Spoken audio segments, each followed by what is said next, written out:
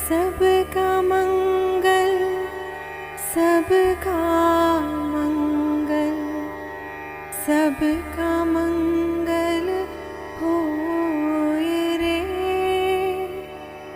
जिस गुरुदेव ने धर्म दिया है, उनका मंगल होए रे। साथियों, एक बार फिर हम आपके सम्मुख उपस्थित हैं। कक्षा 8 के विषय विज्ञान का पाठ 1 फसल उत्पादन प्रबंधन कृषि पद्धतियाँ चल रही है। उस पद्धतियों में हमने पहला मिट्टी तैयार करना और उस मिट्टी तैयार करने के लिए कृषि औजार कौन से चाहिए उसका वर्णन, बुआई, और बुआई के बाद बुआई में कृषि औजार कौन से चाहिए इसका वर्णन, खाद और उर्वरक। पिछले वीडियो तक हम इन 3 टॉपिक्स के बारे में चिंतन कर चुके हैं। आज हमारा चौथा टॉपिक है सिंचाई। हम इस सिंचाई को आज उप प्रकरण के रूप में ले रहे हैं और इसमें सबसे पहले सिंचाई है क्या, इसकी चर्चा हम करने जाएंगे, परिभाषा कर रहे हैं और इस सिंचाई के लिए क्या क्या सावधानियां हमको रखनी चाहिए। तो स्वस्थ फसल की वृद्धि के लिए सबसे पहला हमारा उद्देश्य है स्वस्थ फसल की वृद्धि हो और मिट्टी नम बनाए रखें। इस मिट्टी को नम बनाना और फसल को स्वस्थ वृद्धि कराना, ये हमारा मूल उद्देश्य होना चाहिए। इसके लिए हमें नियमित रूप से और निश्चित अंतराल से खेत में पर्याप्त जल देना पड़ता है, पर्याप्त पानी देना पड़ता है, जिससे फसल आराम से वृद्धि करती है। इसके कुछ कारण हैं, इसकी चर्चा। फसल की सिंचाई के लिए सबसे पहला काम होता है कि जलों की सहायता से पौधों में जल जब जाता है, जल की सहायता से तने और पत्तियों तक जाता है, तने और पत्तियों तक जाता है। पत्तियां यहाँ पर अपना भोजन बनाती हैं, उसमें सबसे प्रचुर मात्रा में जल की आवश्यकता रहती है, क्योंकि पूरे पादप में 90% अपने भार का 90% भार जल ही होता है और भूमि में यदि जल की कमी हो तो पौधे पनप नहीं सकते।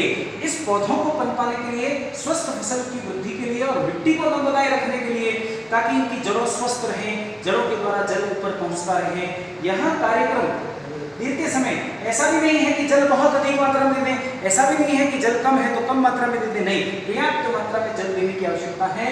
इसके लिए हमें सावधानियां क्या करनी पड़ेगी। एक तो सिंचाई का समय तय करना पड़ेगा कि किस समय इसको नियमित सिंचाई करनी है, और दूसरा सिंचाई की बारंबारता का मतलब है कि 10 दिन के बाद लगातार देना है, फिर 10 दिन के बाद देना है, फिर 10 दिन के, या ऐसा भी हो सकता है कि पहले 5 दिन के बाद देना है, फिर 6 दिन के बाद देना है, फिर 8 दिन के बाद देना है।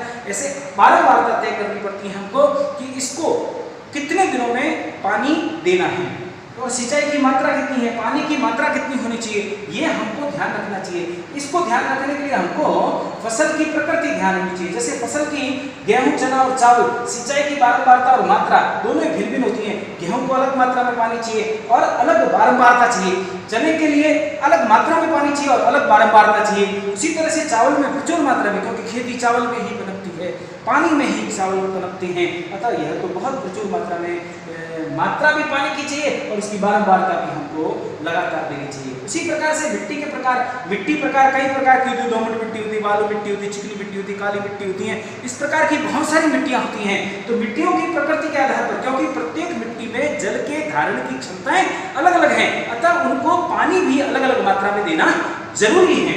इसलिए मिट्टी का प्रकार भी हमको देना होना चाहिए, उसके अनुसार जल हमको बारंबारता की दृष्टि से, समय की दृष्टि से और मात्रा की दृष्टि से मिट्टी की प्रकृति लैब में जांच कराने के बाद हमको जल की सिंचाई करने का प्रावधान बनाना चाहिए। और मिट्टी, फसलों की प्रकृति का बता दिया, मिट्टी का प्रकार बता दिया, जलवायु और ऋतु भी। अगर गर्मी ऋतु है तो सिंचाई की बारंबारता हमेशा, अभी गर्मी बहुत अधिक है, अभी इन दिनों में बहुत गर्मी पड़ रही है, तो अभी जो फसलें उगेगी उनको सिंचाई की बारंबारता और सिंचाई के अंदर दिया जाने वाले पानी की मात्रा अधिक मात्रा में चाहिए।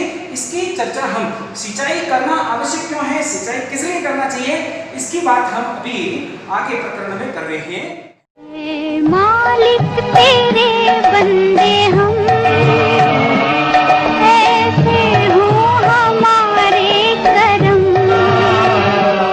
नीति पर चले और बदी से चले, ताकि हंसते हुए निकले दम।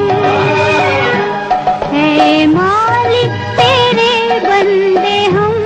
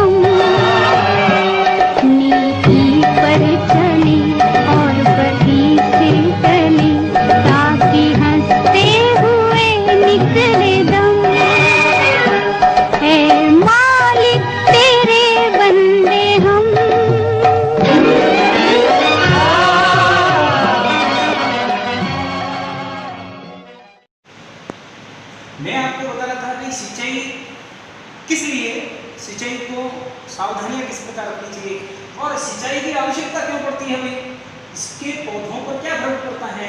तो सबसे पहले पौधों में वृद्धि के लिए और परिवर्धन के लिए जल आवश्यक है।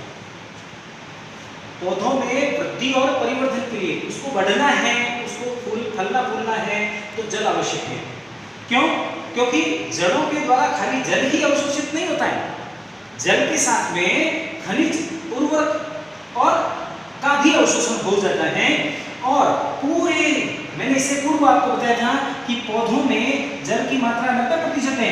जब तक पौधों में जल की मात्रा 90% रहेगी, इसकी उपापचयी क्रियाएं नियमित रूप से चलेगी।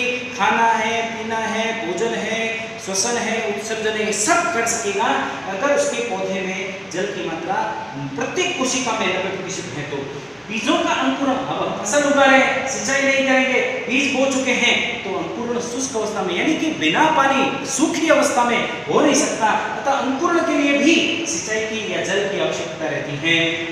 जल में पोषकों और खनिजों का स्थानांतरण। अब मान लो आपने जड़ों में जल का सिंचाईकरण हो गया, तो खाली जड़ों में ही नहीं होता है, इस जल में यहाँ पर जब ये बहुत ऊपर तक पानी चला जाता है और उस पानी के साथ आए पोषक का स्थानांतरण तभी संभव होता है जब उसमें उसके शरीर के प्रत्येक भाग में पहुंच सकता है, क्योंकि जल पोषकों और खनिज लवणों को अपने अंदर घोल लेता है।